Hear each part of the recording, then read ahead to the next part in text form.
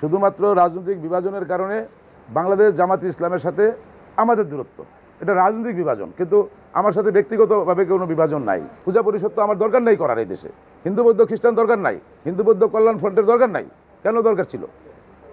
এই রাজনৈতিক বৈষম্যের কারণেই দরকার ছিল যে আমাদের একটা প্ল্যাটফর্মের মাধ্যমে আমরা আমাদের সমস্যাগুলি ধরে তুলব। আমরা ধরে তুলছি।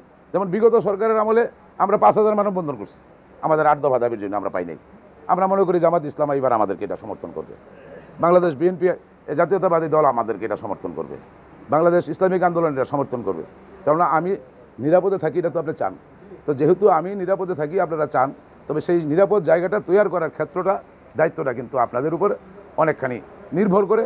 47-এর বিভক্তির পর ধর্মীয় রাজনীতির কারণে আমরা বাংলাদেশে হিন্দু জনগোষ্ঠী সবচেয়ে বেশি ক্ষতিগ্রস্ত। সেটা আপনারা বলতে পারেন আওয়ামী লীগ দ্বারা, আমরাও বলবো তাই। কিন্তু প্রশ্ন হয়েছে, তারাও তো মানুষ, এই দেশেরই। কিন্তু সেই সব প্রতিকারের বিধানগুলো আপনাদেরকে বের করে দিতে হবে এবং আমরা আপনাদের সাথে থাকবো। এখন প্রশ্ন হচ্ছে, আমাদের 30 বছর পরে আমাদের ঢাকেশ্বরী মন্দিরে আপনাদের কেন্দ্রীয় আমির মহোদয় ডক্টর শফিকুর রহমান সাহেব আমাদের ঢাকেশ্বরী মন্দিরে গিয়েছেন। উনি বলছেন যে 30 বছর পরে আমি ঢাকেশ্বরী মন্দিরে আসছি। উনি 30 বছর পরে যাবেন কেন, বা আমরাই বা ওনাকে নিতে পারলাম না কেন? এটা দোষ আমাদের না, এটা দোষ রাজনীতির। আমাকে একটা দলে ফেলে রাখেন। একটা দল চাচ্ছে যে অমুক অমুক সাম্প্রদায়িক দল, এদের ভোট দিলে স্বাধীনতা বিপন্ন হবে, ইত্যাদি ইত্যাদি। আবার আমরাও মনে করতেছিলাম যে এরা আমাদের মিত্র, কিন্তু কেমন মিত্র? যারা আমার লক্ষ্মীনারায়ণ আখড়া লয়ে জায়গা, যারা আমার নাঙ্গলবন্ধে ডেভেলপ করতে পারে না।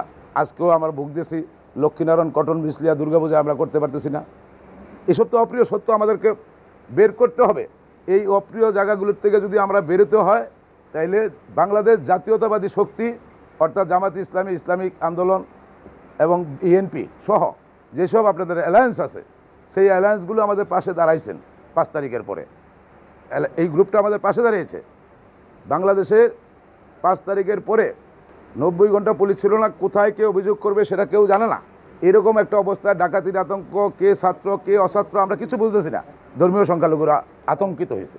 এই আতঙ্কিতর প্রেক্ষাপটে যখন জেলা প্রশাসনের মিটিং হয় 6 তারিখে, সব দলের রিপ্রেজেন্টেটিভরা ছিলেন। সেখান থেকে কিন্তু দলে দলে জামাত ইসলাম, তারপরে এই ইসলামিক আন্দোলন, বাংলাদেশ জাতীয়তাবাদী দল বিএনপি সবাই কিন্তু রাস্তায় যখন বেরিয়ে গেল এবং পরিস্থিতি স্বাভাবিক হইল। আইন শৃঙ্খলা রক্ষাকারী বাহিনী ছাড়াও এরকম একটা পরিস্থিতিতে যদি পুলিশের যেখানে একটি নাই, যেখানে পুলিশের কর্মকাণ্ড নাই, সেখানে যদি আমরা শৃঙ্খলিতভাবে আজকে পর্যন্ত এসে দাঁড়াইতে পারি, তাহলে শারদ উৎসব আমাদের দ্বার প্রান্তে। তো সেখানে আমাদের এত টেনশনের কিছু নাই, আমরা আনন্দ উপভোগ করব।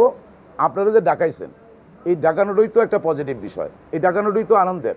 এই জন্য আমরা আহ্লাদিত, আমোদিত, উচ্ছ্বাসিত এবং আপনাদের প্রতি কৃতজ্ঞতাও জানাই। দেশ না, হিংসা না, বিদ্বেষ না, সাম্যের ভিত্তিতে বাংলাদেশ চলুক,